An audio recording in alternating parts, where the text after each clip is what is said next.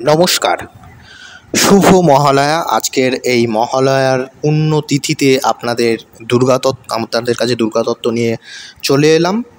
তো আজকের আমরা দেখব যে আমরা তো জানি যে দুর্গাপুজোতে বৈদিক দেবী সূক্ত পাঠ করা হয়। আসলে দুর্গাপুজোটা আমরা পৌরাণিক এবং তান্ত্রিক এই দুইভাবে আমরা করে থাকি, কিন্তু আমরা কি জানি যে দেবী দুর্গা কিংবা শক্তির প্রাধান্য বৈদিক যুগেও ছিল? হ্যাঁ, বৈদিক যুগেও শক্তির প্রাধান্যের কথা আমরা কিন্তু অনেক শাস্ত্রে দেখতে পাই। পৌরাণিক শাস্ত্র, মহাভারত, রামায়ণ ইত্যাদি শাস্ত্রে তো আমরা দেবী দুর্গা কিংবা স্তোত্রের কথা তো আমরা দেখেছি, কিন্তু বৈদিক বা বেদে কি দেবী দুর্গার কোনো হদিশ আছে?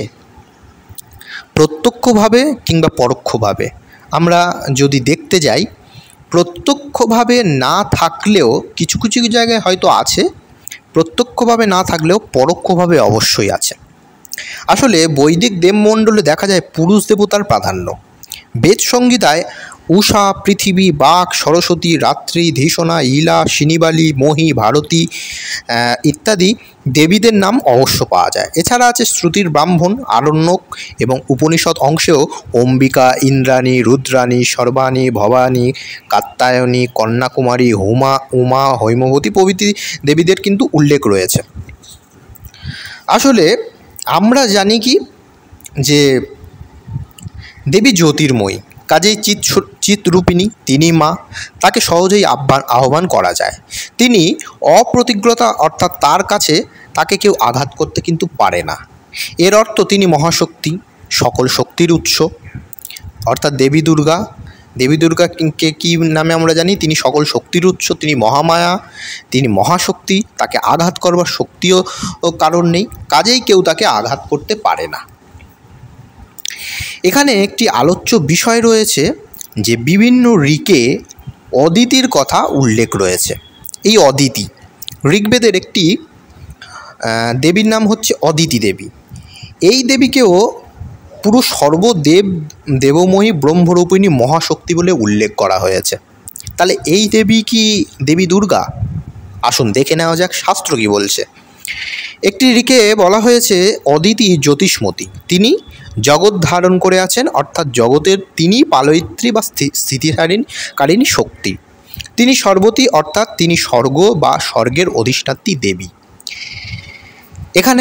এটা রয়েছে ঋগ্বেদের প্রথম মণ্ডলের 136 নম্বর সূক্তের 3 নম্বর মন্ত্রে, জ্যোতিষ্মদিতিং ধারয়ত ক্ষিতিং সর্বতীম। এখানে বলেছে যে অদিতি হচ্ছে জগতের পালয়িত্রী শক্তি এবং তিনি জগৎকে ধারণ করে থাকেন, তিনি এখানকার অধিষ্ঠাত্রী দেবী। তাহলে এই জগৎকে ধারণ করতে পারেন তো দেবী দুর্গাও। আমরা যদি দুর্গার সপ্তশতীতে চলে যাই, সেখানে পঞ্চম অধ্যায়ের 66 নম্বর যে শ্লোক রয়েছে, সেখানে রয়েছে দুর্গা ভগবতী ভদ্রা ইয়ৈর্দং ধার্যতে জগত। তাহলে অদিতি জগৎ ধারণ করে আছেন, এই ভাবটি পরবর্তীকালে জগদ্ধাত্রী রূপ কল্পনার মূল বলে মনে হয়।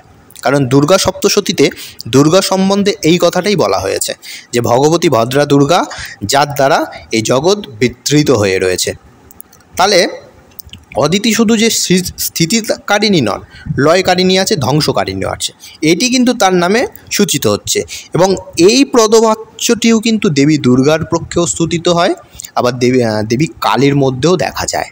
তাহলে কাজেই এখানে বোঝা যায় যে এই যে ঋগ্বেদের এই দেবী অদিতি, ইনিই কিন্তু পরবর্তীতে মহাশক্তি মহামায়া দেবী দুর্গার আরেক রূপ।